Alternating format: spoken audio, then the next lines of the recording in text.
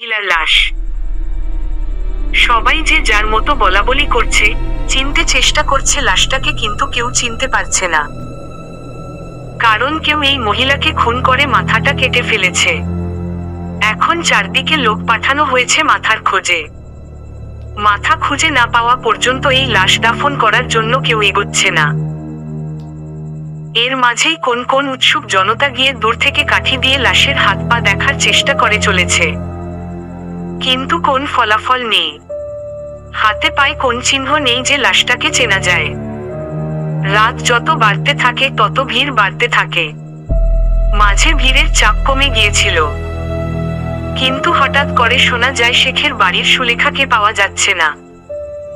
ভাইয়ের সাথে ঝগড়া করে ঘর থেকে রেগে মেগে বের হয়ে গিয়েছিল সুলেখা। তারপর থেকে ওর পাত্তা নাই। সৎ মা ও সুলেখার কোন খোঁজ করে নাই। এখন ও সুলেখার মায়ের কোন দেখা নাই। শুধু ওর বড় ভাই জমির শেখের কান্নাকাটি চলছে লাশটার পাশে। অনেকেই ওকে ধরে রাখার চেষ্টা করছে, কিন্তু পারছে না। বারবার আছাড় খেয়ে খেয়ে মরা কান্না জুড়ে দিয়েছে জামাল শেখ। ছোট বোনটাকে অনেক ভালবাসত সে। সকালে ঝগড়া হবার সময় বলেছিল, যা দূরে যাইয়া মরগা। এখন সেই কথা শুনিয়ে বলতে বলতে চিৎকার করে কেঁদে উঠল ও। কিন্তু লাশের পরিচয় পাওয়া গেল না। এর মাঝেই গ্রামের 3 জন মুরব্বি এসে নিজেদের মাঝে বাহাস করতে লাগলো। কেউ এই লাশ দাফন করতে চায়, কেউ নিয়ে ফেলতে চায় সেই পানিতে যেখান থেকে ভেসে এসেছে লাশ। কেউ কেউ জানাজা পড়ার জন্যই বসে থাকলো, কিন্তু লাশের পরিচয় পাওয়া গেল না। এর মাঝেই একটা চিৎকার শুনে সবাই দৌড়ে গেল সেই চিৎকারের উৎসের দিকে। সেখানে এক 12-13 বছরের ছেলে মাটিতে হোঁচট খেয়ে উল্টে পড়ে আছে, কিন্তু চিৎকার করেছে ভয়ে। কারণ সে যে জিনিসটার সাথে হোঁচট খেয়েছে সেটা আর কিছু না, সেই বেওয়ারিশ লাশের মাথা। মাটিতে সামান্য গর্ত করে কেউ ঢুকিয়ে রেখেছিল, কিন্তু মাটি আলগা হওয়াতে তাতে হোঁচট খেয়েছে ছেলেটা। এরপর পড়ি ওঠে কান্নাকাটির রোল। সুলেখার নাকের ফুল দেখেই সবাই চিনে ফেলে এটা সুলেখার লাশ। সাথে সাথে 2-3 জন মিলে সেই লাশের মাথা নিয়ে এসে লাশের পাশে রাখে। মরা কান্না জুড়ে দেয় জামাল শেখ আর তার আত্মীয় স্বজনরা। বসন্ত রামের মাতব্বরদের মাঝে 2-3 জন এই লাশের জানাজা করে দাফন করতে চায় না। 4-5 জন তাদের সাথে কোরআন হাদিস নিয়ে বিতর্কে জড়িয়ে পড়ে। ওই গ্রামের মসজিদের মৌলানার সাথে তর্ক লেগে যায় করিম মৌলা আর তার ছেলে রহমান মৌলার। শেষে কোন মীমাংসা করতে না পেরে সেই লাশ 2-3 জন মিলে কোন রকম জানাজা পড়ে দাফন করে। এর মাঝে গ্রামের হেডমাস্টার সবুজ মিয়াও ছিল। সবুজ মিয়া নিজের দায় থেকে এই কাজে উৎসাহ দেবার জন্য দোষী সাব্যস্ত হয় পরদিন এক সালিশে। দিন 7 সবার মুখে মুখে এই ঘটনা একের পর এক ডানা মেলতে থাকে। কেউ কেউ বলা শুরু করে সবুজ মিয়া এই সুলেখার প্রেমের সম্পর্ক ছিল। আর এর রেশ ধরে কয়েকদিন পর আবার সালিশ ডাকা হয়। যেই 3 জন লাশ দাফন ও জানাজা করতে চায়নি তাদের রায় সবুজ মিয়াকে এক ঘরে করে রাখে সবাই। আসলে ওই 3 জন খুব ক্ষমতাশালী বলে কেউ ওদের মুখে মুখে তর্ক করতে চায়নি। তাদের মাঝে রহমান মৌলা পরের মাসে চেয়ারম্যান পদে ভোটে দাঁড়াচ্ছে, তাই তার সাথে কেউ কথা কাটাকাটি করতে চায়নি। ফলাফল নিরিহ সবুজ মিয়াকে এড়িয়ে চলতে শুরু করে সবাই। কিন্তু সুলেখার ভাই জামাল শেখের বন্ধুত্ব ছিল, তাই সবুজ মিয়াকে নিজের ঘরে খাওয়াতে শুরু করে সে।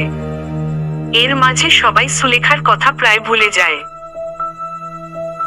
2 সপ্তাহ পর একদিন গ্রামের মসজিদের ইমাম ইসমাইল মিয়া ফজরের নামাজের আজান দিয়ে গিয়ে এক বিভৎস দৃশ্য দেখে ভয়ে চিৎকার করে অজ্ঞান হয়ে পড়ে।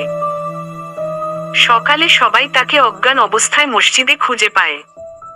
কেউ বলতে পারছে না কেন সে অজ্ঞান হয়েছে। অনেকক্ষণ পর তার জ্ঞান ফিরলে সে সবাইকে নিয়ে যায় সুলেখার লাশ যেখানে দাফন করা হয়েছিল সেখানে। সুলেখার লাশের পাশে একটা জারুল গাছ আছে, সেখানে একটা ডালে পাওয়া যায় করিম মৌলার ছিন্ন ভিন্ন লাশ। প্রথমে কেউ চিনতে পারেনি, কিন্তু গাছের গোড়ায় কে যেন লাশের মাথাটা সযত্নে কেটে সুন্দর করে সাজিয়ে রেখেছে। দৃশ্যটা দেখে অনেকেই সহ্য করতে পারেনি। শেষে পুলিশ ডেকে পাঠানো হয়। পুলিশ এসে লাশ নিয়ে যায় ময়না তদন্তের জন্য। এর মাঝে রহমান মওলা ক্ষেপে যায় নিজের পিতার এই অবস্থা দেখে। বিকেল যেতে না যেতেই সবুজ মিয়ার বাড়ি আগুনে জ্বালিয়ে দেয় সে। সবাইকে বলে বেড়াতে থাকে যে সবুজ মিয়া গুন্ডা লাগিয়ে তার বাবাকে হত্যা করিয়েছে। এই সময় তার সাঙ্গ পাঙ্গরা মিলে সবুজ মিয়াকে গাছের সাথে বেঁধে ইচ্ছা মতো মারতে থাকে। শেষে মার খেয়ে সবুজ মিয়া অজ্ঞান হয়ে গেলে ওকে নিয়ে স্কুল ঘরের একটা রুমে বেঁধে রাখে। সবাই গোপনে সুলেখার ভূতের কথা বললেও রহমান মওলার সামনে কেউ তর্ক করেনি মার খাবার ভয়ে।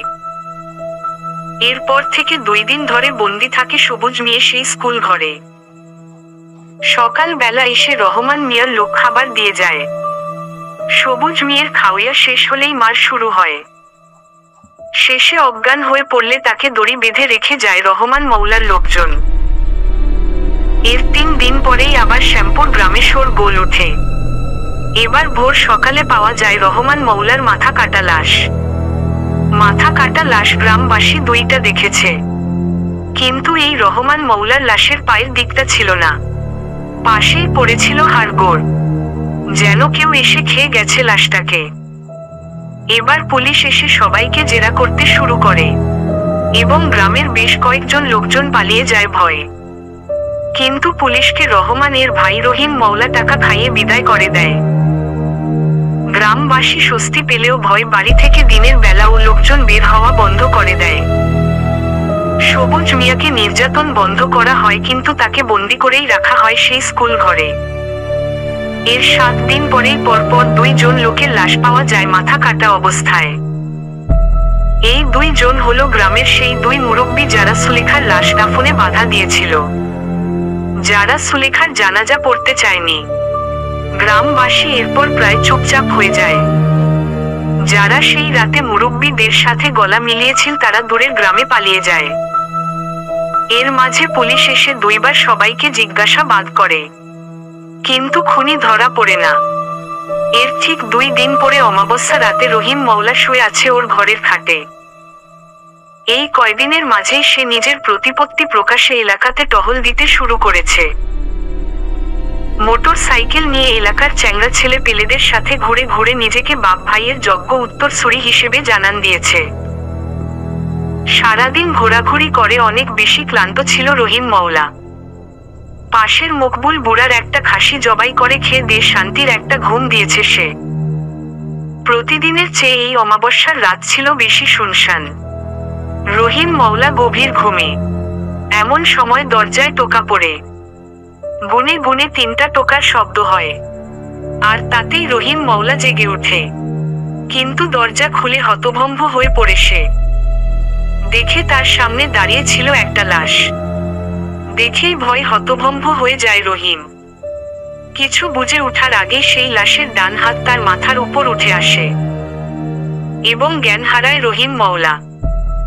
জ্ঞান ফিরেই একটা কুয়াশাচ্ছন্ন এলাকার আবিষ্কার করে রহিম মওলা নিজেকে। চারদিকে ঘন কুয়াশার মাঝে কয়েকবার নিজের বন্ধুদের নাম ধরে ডাক দেয়, কিন্তু কেউ সাড়া দেয় না। মনে করেছিল ওর সাঙ্গ পাঙ্গদের কেউ ওর সাথে ফাজলামি করছে। চিৎকার করে বিশ্রী গালাগাল ও দিল কিছু। কিন্তু এরপরই চারদিকে 4টা কাফনে জড়ানো লাশের অস্তিত্ব অনুভব করে সে, এবং একটু পরেই চারদিক থেকে বেতের বাড়ি শুরু হয়ে যায়। প্রচন্ড সেই মার খেয়ে অজ্ঞান প্রায় রহিম মওলা এমন সময় মার থেমে যায়। আস্তে আস্তে উঠে বসে সে। সামনে তাকিয়ে তার দৃষ্টি থেমে যায়। অবাক হয়ে তাকিয়ে থাকে রহিম, কারণ তার সামনে বসে আছে সুলেখা। দেখেই ভয়ে চিৎকার করতে ভুলে যায় সে। এমন সময় সুলেখা বলে ওঠে, কি রে, আমারে চিনতে পারছস? আমি সুলেখা, এই যে দেখ আমার মাথা এখনো কাটা। বলেই নিজের মাথাটা 2 হাত দিয়ে একটানে খুলে রহিম মওলার সামনে ধরল। দেখেই বমি করে দিল রহিম মওলা। 2 হাত দিয়ে পেট চেপে একপ্রস্ত বমি করে রহিম মওলা বলল, কি ছাড়ি দিমু? সেদিন কি আমাকে ছাড়িছিলি রে তোরা 2 ভাই? আমি কতক করি কয়েছি আমাকে ছাড়ি দে, তোরা আমার ছোট ভাই লাগস, নিজের বইন মনে করি ছাড়ি দে। কই সেদিন তো ছাড়িস নাই। আমাকে দুইজন মিলি নষ্ট করলি। তারপর আমাকে যাতে কেউ চিনতে না পারে, তুই মৌলার বাচ্চা আমার মাথা কাটি ফালালি। আমার সবুজ মিয়ারে কতক মারলি তোরা, কই সেদিন মনে আছিল না? মনে আছিল না আমার কথা? বলেই নিজের মাথাটা আবার নিজের ধরে জোড়া লাগালো সুলেখা। এবার কেঁদেই ফেললো রহিম। বলল, আফা ভুল হয়ে গেছে আফা, তুমি আমারে এবারের মতো মাফ করি দেও আফা। আমি কইতাসি আমি এর পেরাচিত্ত করি ছাড়ুম। এবার খিলখিল করে হেসে উঠল সুলেখা। সেই হাসি শুনে কাঁপতে শুরু করে দিল রহিম মওলা। আস্তে আস্তে সামনে এগিয়ে আসছে সুলেখা। সামনে ভয়ার্ত রহিম মওলা। তারপর রহিমের ধরে একটানে ছিঁড়ে ফেললো তার মাথাটা। গলগল করে রক্ত পড়ছিল সেই কাটা মাথা থেকে। মাথাটা হাতে নিয়ে গাহিন করা একটা চিৎকার দিয়ে কেঁদে উঠল সুলেখা। এই ঘটনার কিছুক্ষণ পর নিজের চোখে মুখে জলের ঝাপটা খেয়ে জেগে উঠল সবুজ মেয়ে। সপ্তাহ খানেক ধরে এভাবেই তার ঘুম ভাঙ্গে।